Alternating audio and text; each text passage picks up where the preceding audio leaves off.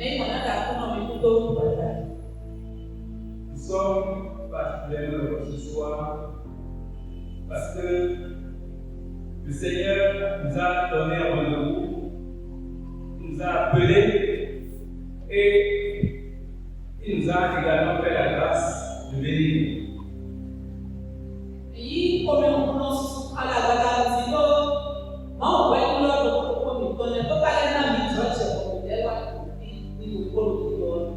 Une fois encore, nous souhaitons vraiment la bienvenue à cette consécration annuelle.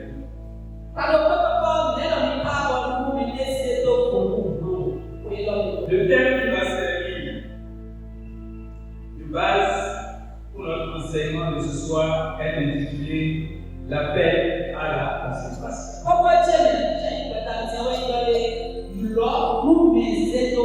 L'appel à la consécration. Et avant d'aller plus loin, je voudrais demander simplement à quelqu'un de regarder celui qui est derrière lui et qui le salue gentiment. Et il se permet de lui demander peut-être son nom. Et dis-lui sois le bienvenu. Le Seigneur veut que toutes les barrières qui sont au milieu de nos choix brisées, que son esprit soit libre de vouloir d'atteindre ses objectifs.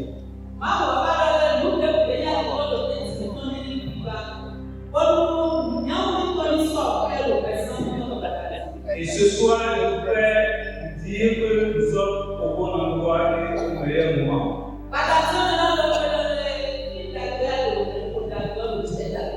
Nous avons reçu un appel et nous sommes arrivés. Je pourrais me permettre de dire que c'est un appel à la restauration que chacun de nous a entendu hier.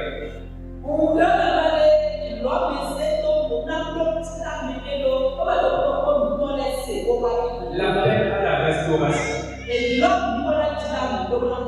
Qu'est-ce qu'on peut entendre par appel à la restauration? Nous pouvons d'abord essayer de préciser que cette expression en fait deux mots capitaux, à savoir l'appel et la restauration.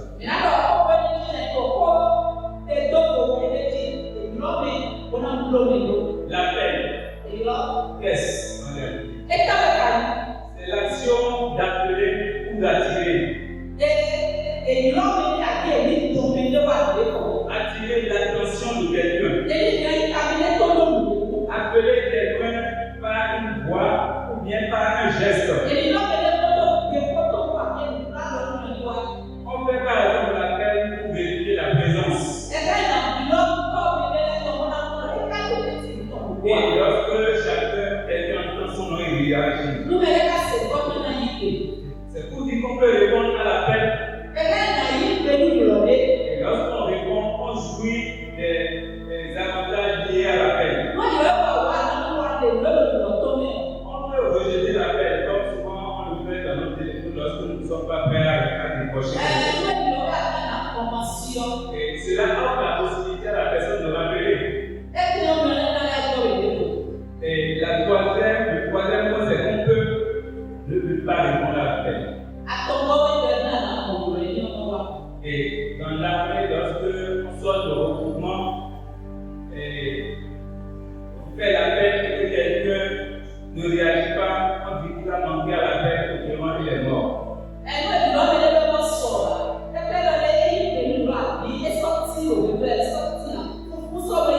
Donc le fait de réagir pour qu'on est vivant.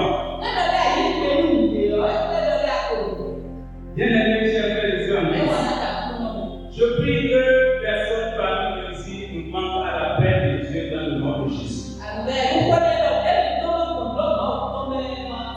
Après cette compréhension de l'appel, qu'est-ce qu'on peut entendre du mot restauration? La restauration est un acte. C'est un acte qui consiste à ramener quelque chose à son état antérieur.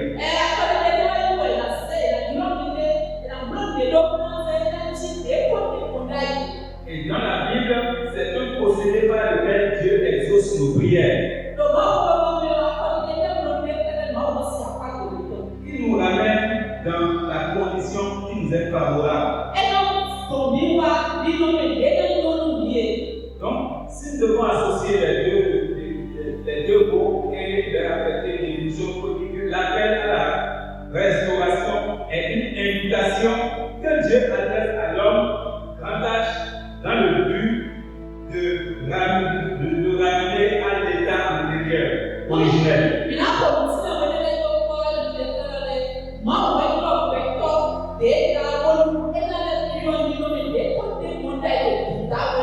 Ou bien à un état plus meilleur que l'état dans lequel il est présentement.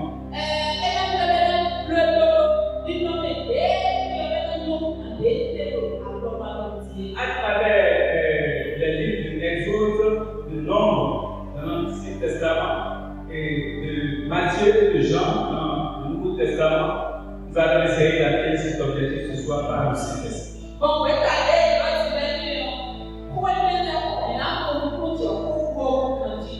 Et pour cela, nous proposons juste 4 points pour atteindre cet objectif.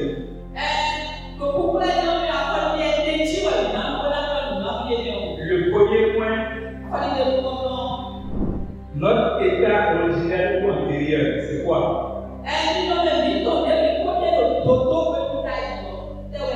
Le deuxième, c'est la déchéance qui s'en est suivie. Le troisième point, c'est le dispositif mis en place par Dieu pour la restauration. Et le quatrième point, c'est notre responsabilité face à l'ordre de restauration de Dieu.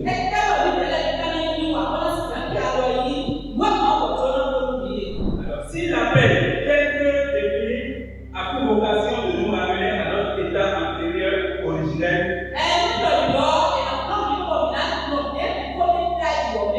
on est en droit de se poser la question de savoir quel était alors notre état antérieur originel. Et c'est à cet effet que je vais vous demander de prendre gentiment nos Bibles et d'ouvrir le livre de la Genèse. Genèse chapitre 1. Nous allons lire les versets 26 à 31. Et au fil du temps, nous allons entrer dans Genèse chapitre 2, voire Genèse chapitre 3. Toujours est-il que ce sont des territoires que nous allons choisir.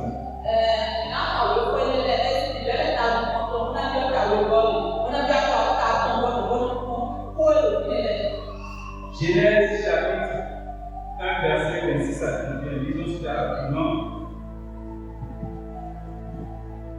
Je lis dans la version de seconde. Puis Dieu dit: faisons l'homme selon notre descendance et qu'il domine sur les poissons de la mer, sur les oiseaux du ciel, sur les bétails, sur toute la terre et sur tous les reptiles qui rampent sur la terre.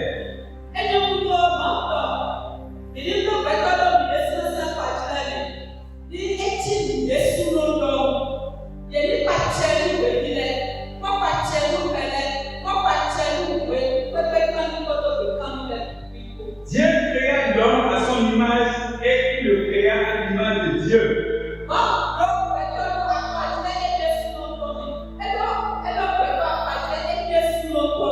Il créa l'homme et la femme. Dieu les bénit et Dieu leur dit: soyez féconds, multipliez, remplissez la terre et l'assujettissez, dominez sur les poissons de la mer, les oiseaux du ciel, sur tout animal qui se meut sur la terre.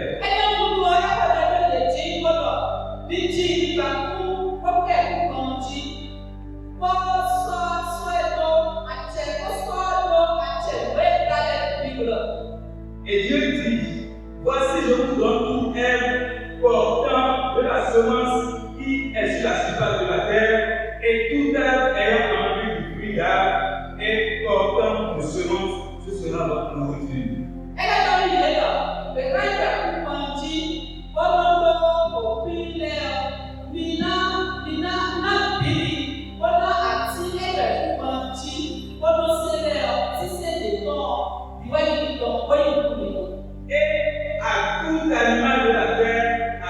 oiseau du ciel et à tout ce qui se meut sur la terre, ayant en soi un souffle de vie.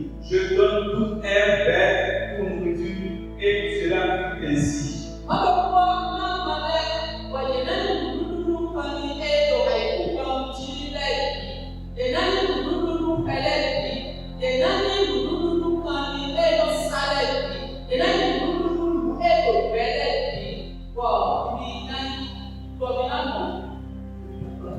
Dieu vit tout ce qu'il avait fait et voici, cela était très bon.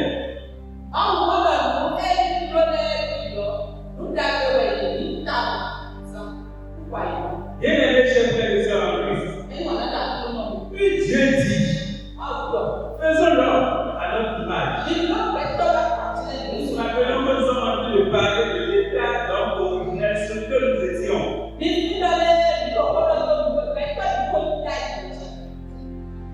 Dieu fit l'homme à son image et selon sa ressemblance pour un objectif lequel il domine.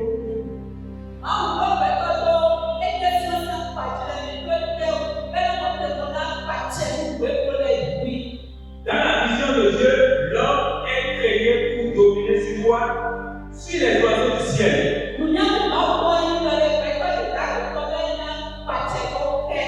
Sur les poissons de la mer. Sur le bétail. Sur toute la terre. Et sur tout reptile qui rampe sur la terre. Et la Bible nous dit que Dieu créa l'homme à son image et il le créa à l'image de qui? De Dieu. C'est la Bible qui le dit.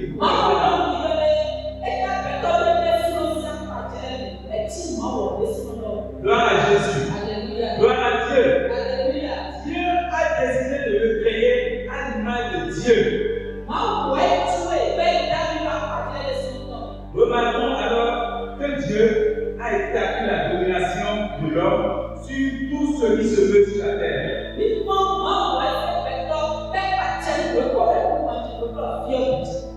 il donne toute terre et tout ce qui il a pu faire surgir de la terre comme nourriture à l'homme.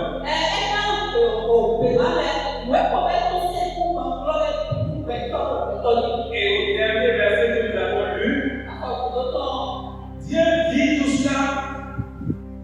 Dieu vit tout cela et il s'exclame. Et il dit que c'est très bon. Dieu apprécie son œuvre. Dieu dit que pour avoir fait tout cela, c'est très bon.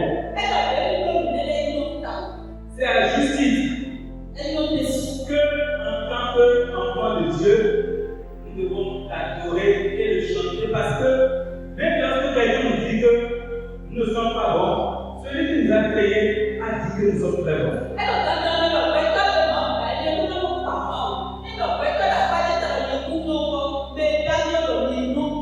Lorsque Dieu a déclaré ces choses sur lesquelles l'homme doit dominer, la Bible nous précise que et tout ce qu'il a dit fut ainsi.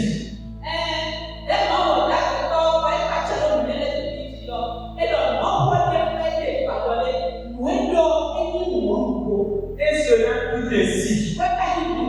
C'est-à-dire, lorsqu'il a déclaré que l'homme doit dominer, en fin de compte, l'homme a commencé à dominer.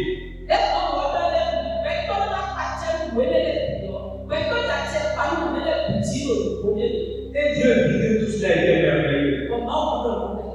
Et Genèse, chapitre 2, verset 8, nous dit que l'Éternel a planté encore un jardin et il a pris l'homme, il a déposé au milieu de ce jardin. Quelle merveille, quelle facilité.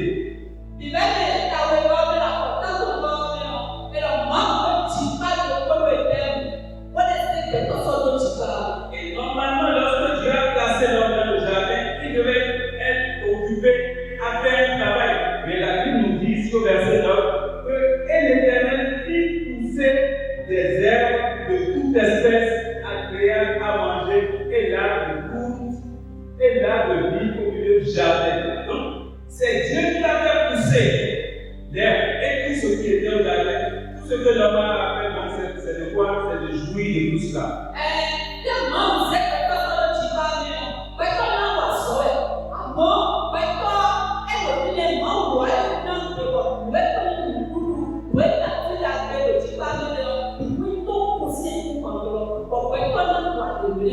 Nous sommes en train de parler de ce que l'homme devait être. Et au verset 19, chapitre 2, Genèse 2, verset 19, l'Éternel forma l'homme de la terre, l'Éternel forma de la terre tous les animaux des champs et tous les oiseaux du ciel. Vous voyez ce que l'Éternel va faire.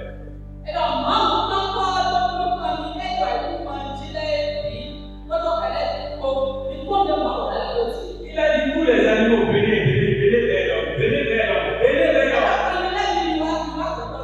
Venez vers l'homme, tout fait quoi? Et la parole nous dit, au Genèse 2, verset 19, afin que tout être vivant portât le nom que lui donnerait l'homme. Acclamez le Seigneur. Alléluia.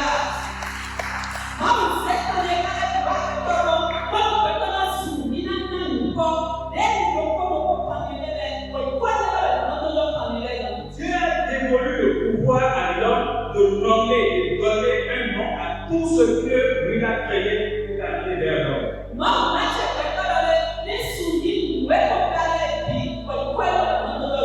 Et il ne s'en est pas arrêté là. Quand il a créé un être semblable à lui, qu'est-ce qu'il a fait? Il a pris par la main, il a amené vers l'homme, il lui donne également un nom.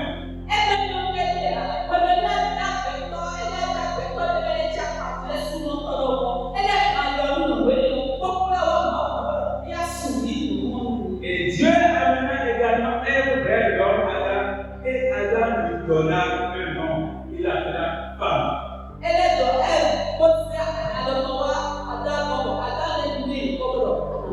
Imaginez-vous même bien aimé en plus, quelle est la position, quelle est la portée, quelle est la grandeur que Dieu porte à l'homme que lui a créé. Ce n'est pas pour rien qu'il a dit que cela était très bon. C'est bon.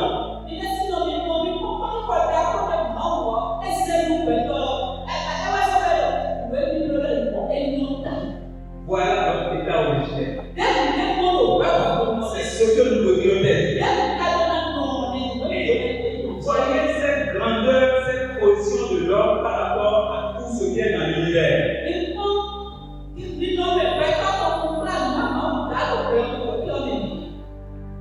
Gloire à Dieu. Gloire à Jésus. Alléluia. Où en es-tu aujourd'hui par rapport à ce destin attaché à ta création bien-aimée?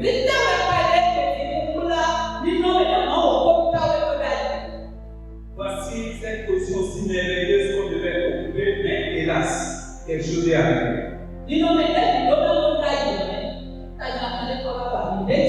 Nous passons ainsi au point 2, la déchéance qui s'en est subie. En effet, pour affermir son autorité, son propre autorité sur l'homme, il a créé et établi pour dominer et à qui il a donné toute cette portée. Dieu a voulu donner un ordre.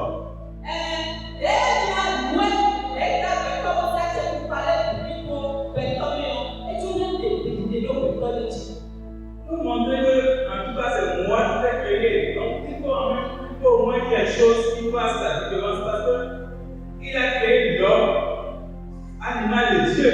La seule chose qui va être différente, c'est que lui, il est en position de donner l'ordre à sa créature.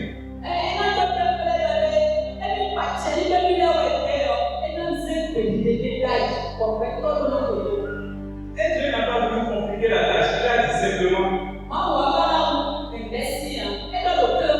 dans Genèse 2, verset 16 à 17, tu pourras manger de tous les arbres du jardin.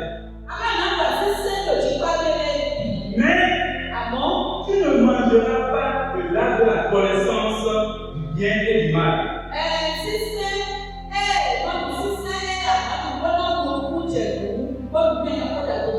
Et pour que l'homme ne soit pas en train de ruminer pour dire que pourquoi Dieu a dit cela, il a prévenu pour dire le jour où tu en mangeras, tu mourras.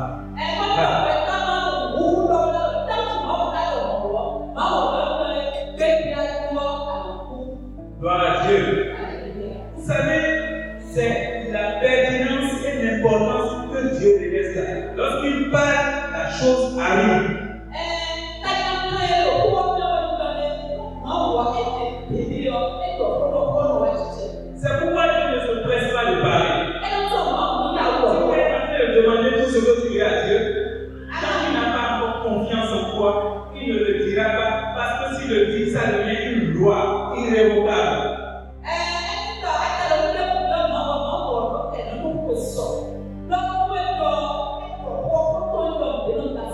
Il peut être travailler jusqu'à ce que tu sois prêt pour recevoir ces instructions et en ce moment-là, il pourra parler, il pourra dire des choses officielles. Parce que quand il le dit, ça arrive.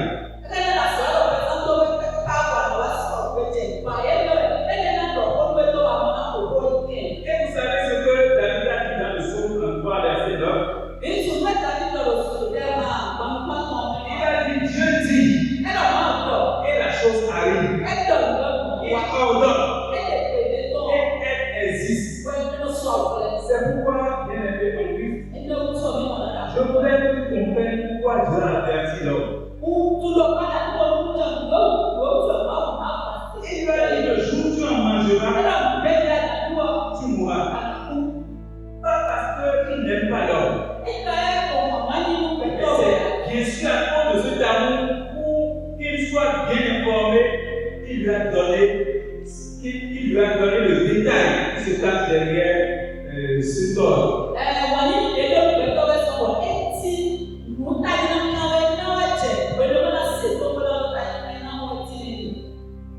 Partant de ce principe, c'est très bien, c'est comme ça d'hier. Il sait que Dieu ne demande jamais, c'est ce qu'il dit qu'il fait. Et c'est vraiment comme ça. Est-ce que je dois entreprendre les gens pour faire en sorte que cette partie où Dieu a dit le jour où tu en mangeras, tu mourras. Comment est-ce que je fais pour que l'homme puisse enfreindre à cela? Parce que s'il enfreint à cela, quelles que soient les circonstances, c'est irrévocable, ça va arriver. Ça peut être arrangé après, mais ce qui a été dit doit arriver.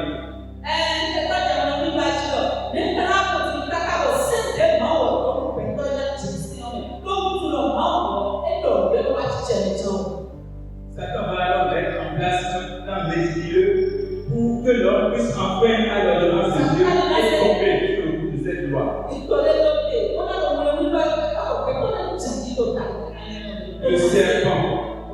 Le serpent, chapitre 3, Genèse, chapitre 3, verset 1. Le serpent était le plus rusé de tous les animaux.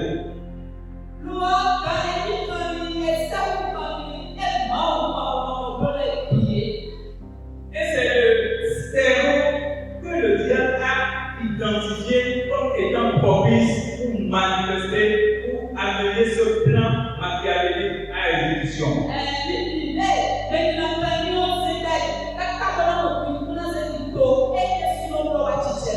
Nous sommes en train de parler de l'appel à la restauration, de l'appel à la restauration. Bien aimés chers frères et sœurs en Christ, soyons au fil de ce message en train de nous mirer et comparer et ramener tout ce que nous sommes en train de dire à notre personne.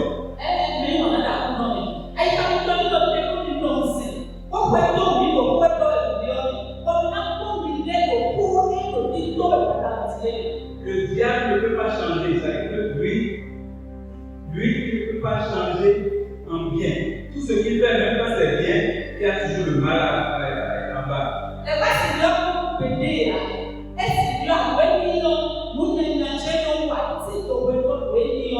Et il travaille beaucoup plus avec la ruse. Quand il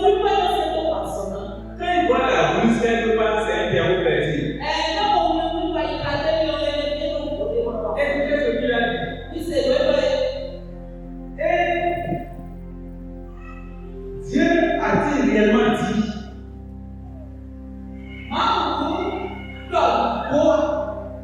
Dieu a-t-il réellement dit? Je voudrais que nous lisions ensemble le verset 1 ensemble. Le serment était le plus vieux de tous les animaux de sang. Que l'Éternel Dieu appelle. Il dit à part. Dieu a-t-il réellement dit? Vous ne mangerez pas de tous les âmes d'Adam.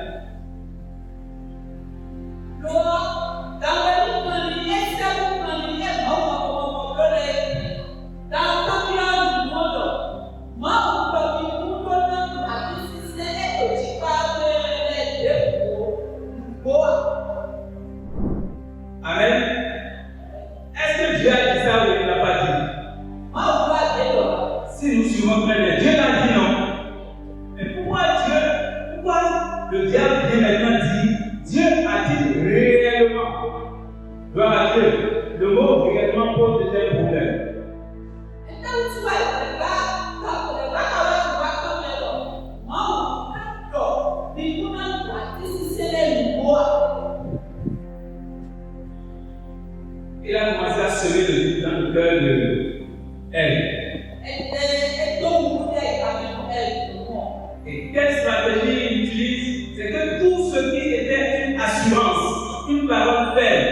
vérité que Dieu a établie au niveau de Adam et Ève, il va s'occuper à les défaire de façon méticuleuse. Et il va passer mot pour mot. Il dit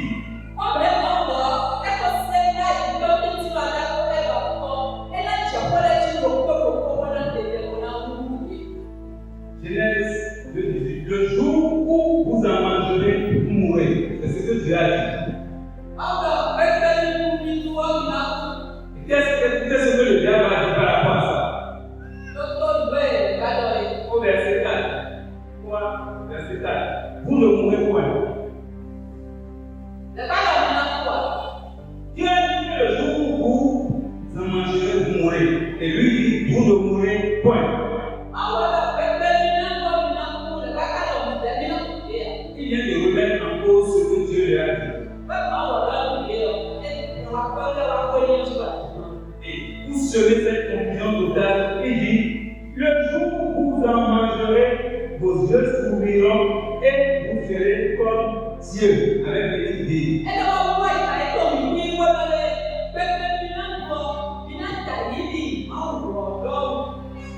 Or, Dieu a dit que lui a créé l'homme animal de Dieu.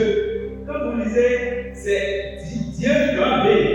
Dieu a créé l'homme animal de Dieu. Donc, quand on voit l'homme, on devrait voir l'animal de Dieu. Et le diable lui dit que le jour où vous en mangerez, vous allez devenir des dieux, avec petit D.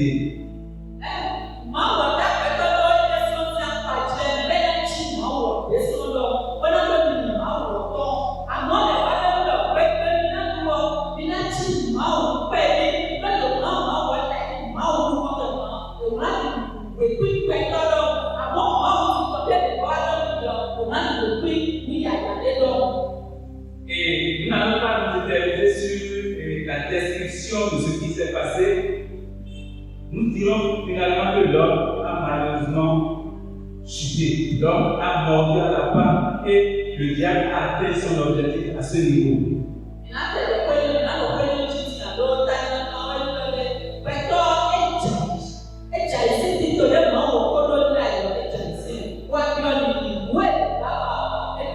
Et Dieu n'était pas de façon physique présent au moment où tout cela se passait dans le jardin.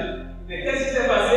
Puisqu'il y avait un ordre que Dieu avait déjà donné, aussitôt, la Bible nous dit dans Genèse 2, verset 7, aussitôt les yeux de l'un et de l'autre s'ouvrirent et ils connurent qu'il était nu. Donc, la parole, l'ordre étant en suspens, l'ordre étant en action, ça s'est mis en exécution automatiquement.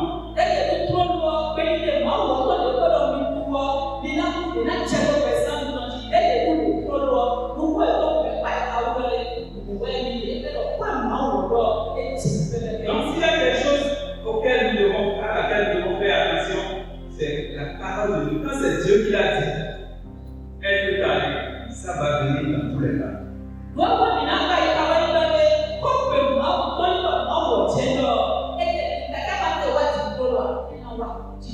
Et lorsqu'ils ont constaté qu'ils étaient nus, ils sont allés chercher les feuilles de figuier pour se couvrir quelque chose pour se couvrir. Alors ils ont entendu la voix de Dieu. Et cette voix a commencé à dire, où es-tu? Où es-tu? Est-ce que Dieu est en train de l'appeler pour le juger? Où es-tu? Loin de la face de Dieu, au milieu des arbres du jardin, il se cachait. Regardez la position extraordinaire que l'homme avait. Et le chaos est arrivé, il a commencé à se cacher.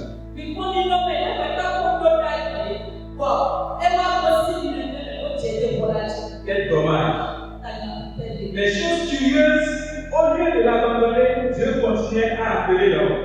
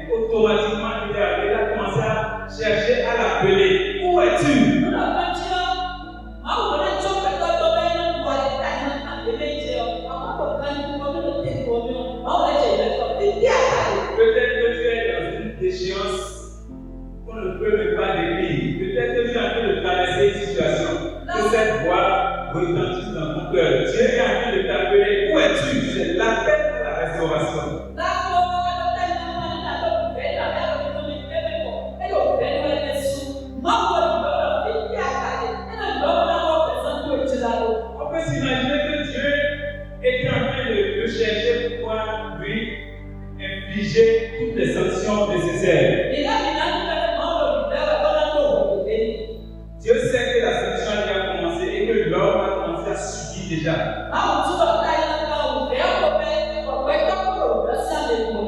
Écoutez la peine du berger et bien Christ.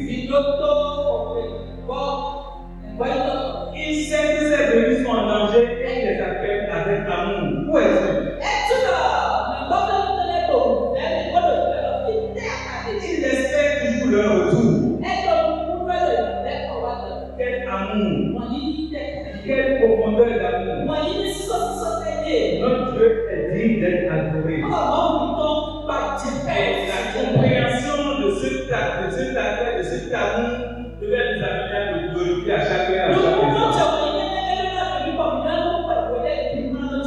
Et c'est ici le lieu où il installe le processus de restauration par la peine.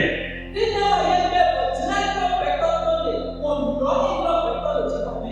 pense maintenant ce qu'il va faire. Genèse 3, verset 15.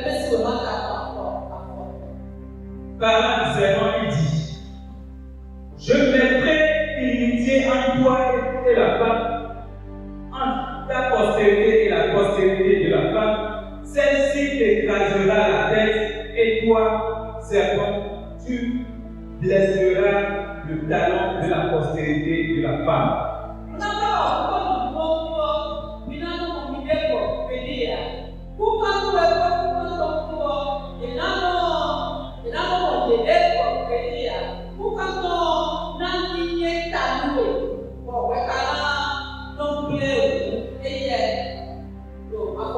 C'est une grande prophétie. Et à l'intérieur de cette prophétie, nous y voyons l'annonce de la prophétie liée à Christ. La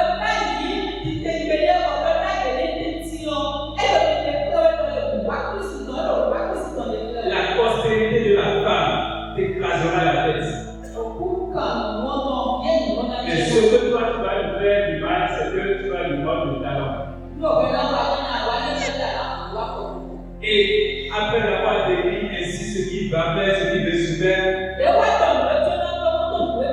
Dieu va passer maintenant à l'acte direct pour montrer aux hommes que lui n'est pas fâché contre Adam et Ève, mais que l'amour qu'il avait en le créant, en lui donnant toute cette étendue, était encore là et qu'il n'a pas changé. Dieu veut montrer à toi et à moi ce soir qu'il ne change pas la vie, parce que Christ nous aurait dit: je ne suis pas venu juger le monde, mais je suis venu sauver.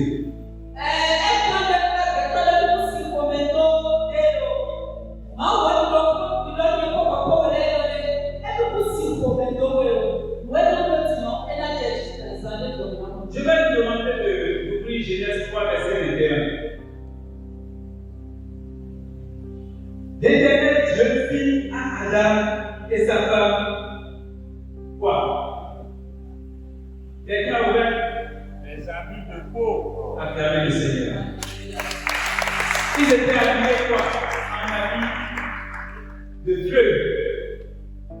Et qu'est-ce qu'ils ont pu faire pour Dieu pour qu'ils se rendent compte que ce n'est pas normal ce que moi j'ai créé et qui a pourtant chuté, ils continuent à vivre comme ça? L'habit de peau.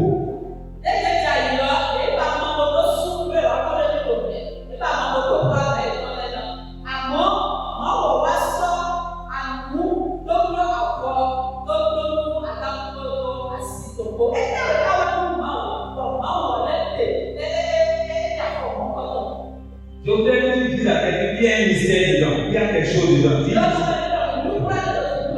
Il y a un mystère dedans. Et le mystère, nous allons le découvrir ensemble.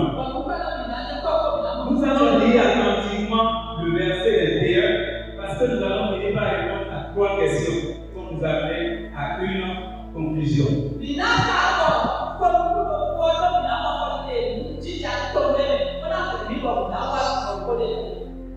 Est-ce que quelqu'un peut nous dire ça de façon que tout le monde entende? L'Éternel Dieu fit à Adam et à sa femme des habits de peau et il les a revêtis.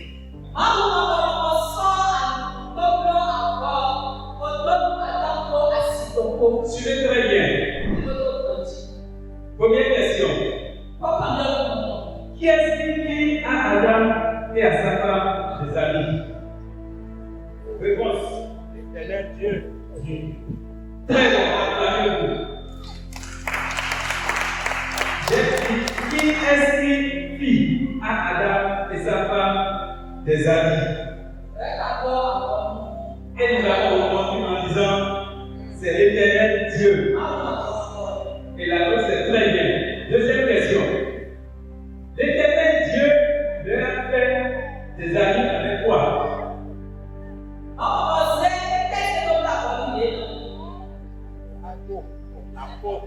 Avec la peau. Très bien, acclamez-vous encore. Troisième et dernière question. Je ne sais pas si on va réussir à cela. Peut-on avoir la peau de l'animal sans l'avoir tué?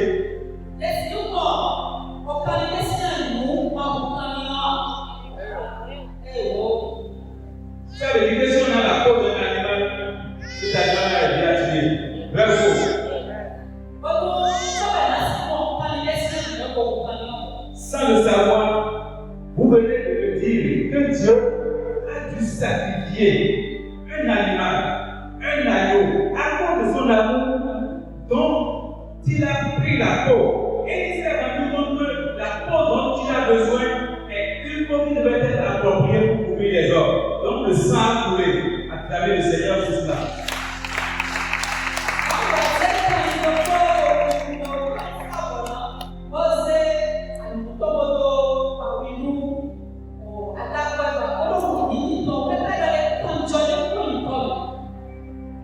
Dieu a déjà commencé à consentir au sacrifice. Malgré que l'homme a chuté, Dieu est allé chercher un animal. Il a sacrifié. Et il a pris certainement cette peau pour venir couvrir Adam et Ève.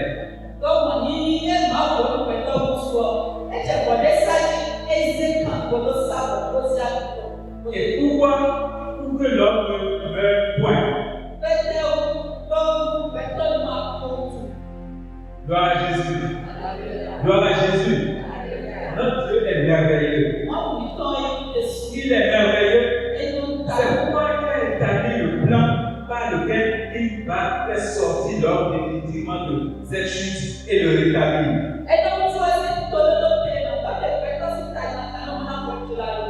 Et lorsque nous lisons, nous voyons les autres dans le parcours du peuple de Dieu. À un moment donné, ils ont été mis en captivité en Égypte. Et Dieu, à un moment donné, s'est rendu compte de quelque chose. Et nous allons ouvrir très rapidement Exode, chapitre 3, verset 16.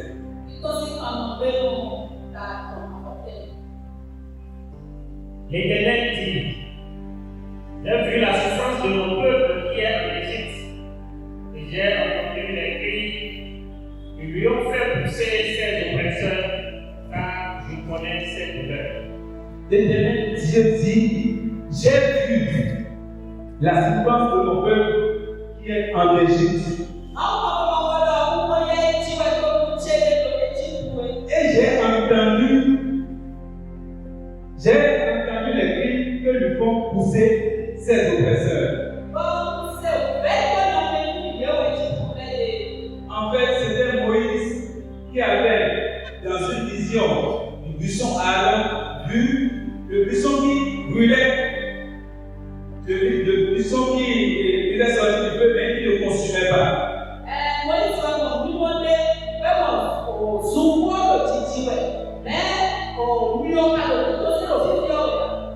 Et lorsqu'il a voulu s'approcher pour en savoir plus, l'Éternel donna l'eau des cieux et lui parla.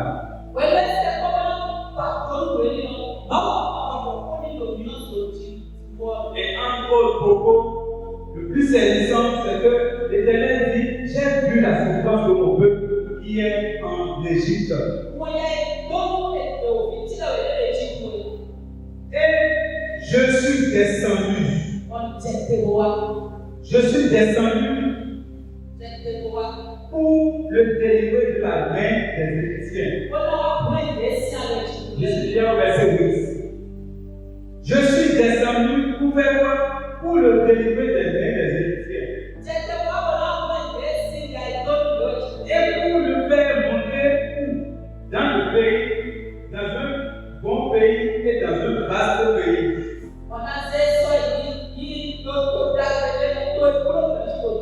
Dans un pays où coule le lait et le miel.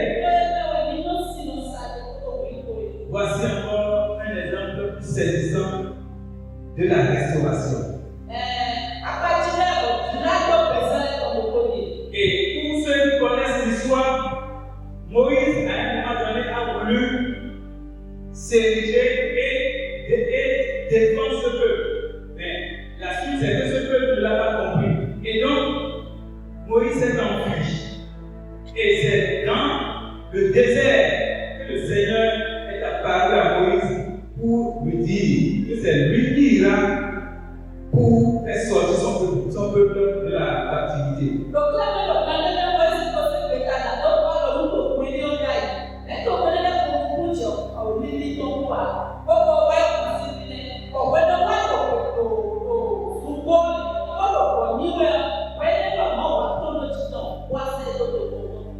Et malgré la souffrance dans laquelle ils étaient, ils n'étaient pas en train d'invoquer Dieu en tant que tel.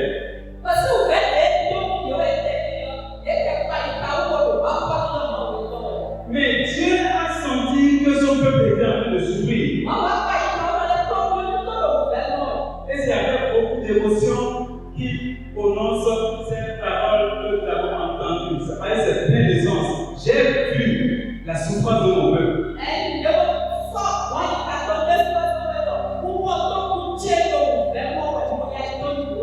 Et mon désir, c'est de les arracher de la main du Pharaon. Pour les amener à la terre promise. Et dans le parcours vers la terre promise, le Seigneur l'a fait ou il n'a pas fait cette promesse. Est-ce qu'il l'a fait? S'il l'a fait, c'est que ce qu'il a dit, ce qu'il a promis, il est resté fidèle pour l'accomplir. Et nous avons vu avec la puissance avec laquelle Dieu l'avait sorti d'Égypte. Et une fois dans le désert, parce qu'ils ne sont pas encore arrivés, là où ils devaient partir, avec les vices qu'ils rencontraient, le peuple a commencé par murmurer dans le désert.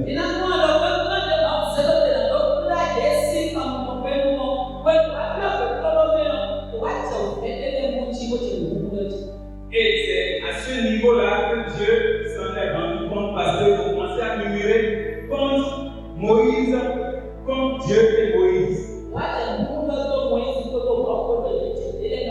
Au point d'imaginer qu'il était Dieu même de rester en Égypte. Et qu'est-ce qui s'est passé? Les serpents brûlants ont commencé à apparaître et commencé par les morts. C'est ce que nous voyons dans le livre de Nombres, 21, verset 25.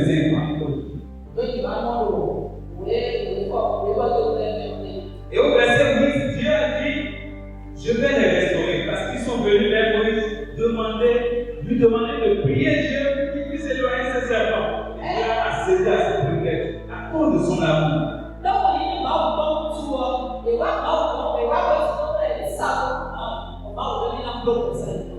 Et il a proposé à Moïse d'ériger un serpent de mer. Un serpent de mer que Moïse a érigé. Et tous ceux qui, par obéissance, regardaient le serpent de mer, ils retrouvaient la guérison.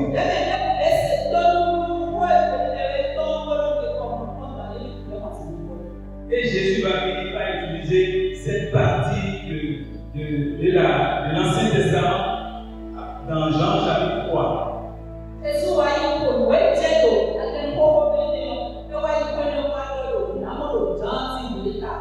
À partir du verset 14, personne n'est jamais descendu du ciel.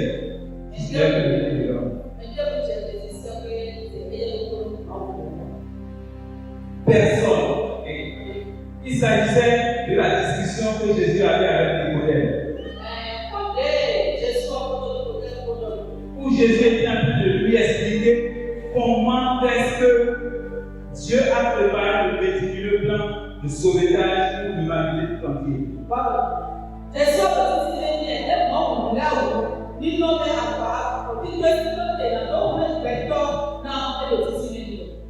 Et Jésus a précisé que personne n'est jamais monté au ciel si ce n'est que celui qui est descendu du ciel.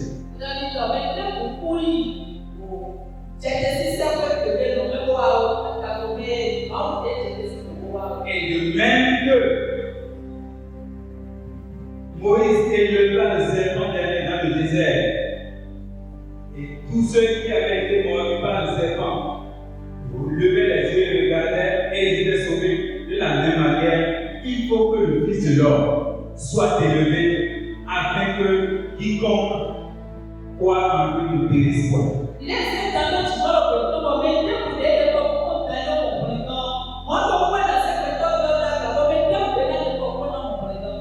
Et donc, le plan messianique qui était déjà annoncé depuis la Genèse vient de trouver son épilogue ici, où l'agneau de Dieu, qui durant tout le parcours s'est révélé. Vous voyez, lorsque nous avons fait un exercice, nous avons dit qu'il y a un agneau, il y a un sang qui a été versé pour les couvrir. Lorsque les enfants d'Israël devaient sortir de l'Égypte, il y a une image du sang versé qui est la résultante qui nous permet de célébrer la Pâque. Et durant tout le parcours, le sang a coulé. Et la Bible nous rappelle que Dieu avait bien préparé, même avant la chute, le plan de sauvetage, parce qu'il sait qu'au dernier moment, l'agneau qui a été sacrifié, le sang de l'agneau qui a été sacrifié, va servir à racheter le monde. Et cet agneau, c'est Jésus-Christ, notre Seigneur.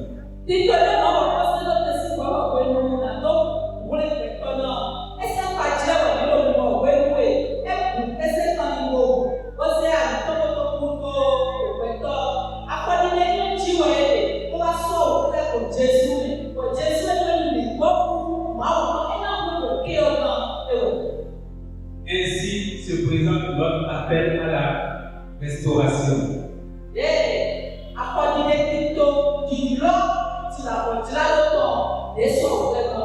En similitude avec tout ce que Dieu a fait dans le parcours, c'est ainsi que Dieu passe au travers de nos différentes situations pour nous restaurer chaque fois lorsque nous sommes en situation et nous retrouvons notre état. Et le mieux que nous devons désormais faire, c'est de pouvoir comprendre que ce n'est qui ne servira à rien de chercher à végéter dans l'état adamique, mais de passer à un autre état en laissant qu'il se manifeste au travers de notre vie.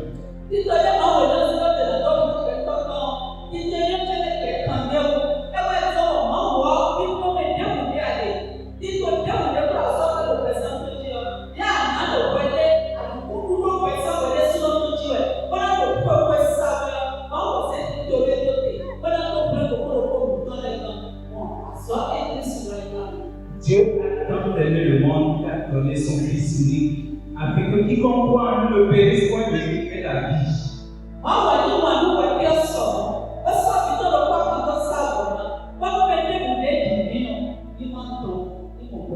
Les thèmes qui vont se succéder vont nous permettre de mieux comprendre tout ce qui se cache derrière ce nom. Nous allons nous en arrêter là parce que le Seigneur va nous permettre dès demain d'aller encore plus loin dans la connaissance de l'agneau de Dieu.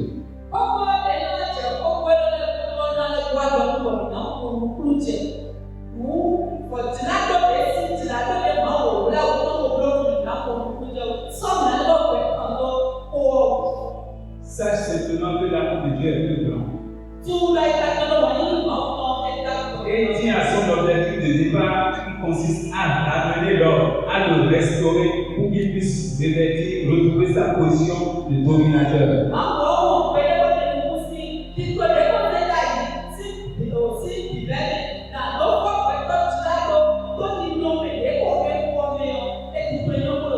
Nous sommes évidés aider à entrer dans ce plan parce que c'est à partir de cela que nous ne serons plus dominés par les animaux et tout ce que nous voyons, mais nous allons prendre notre position de dominateur par le moyen de la restauration que Dieu nous accorde. C'est notre Jésus.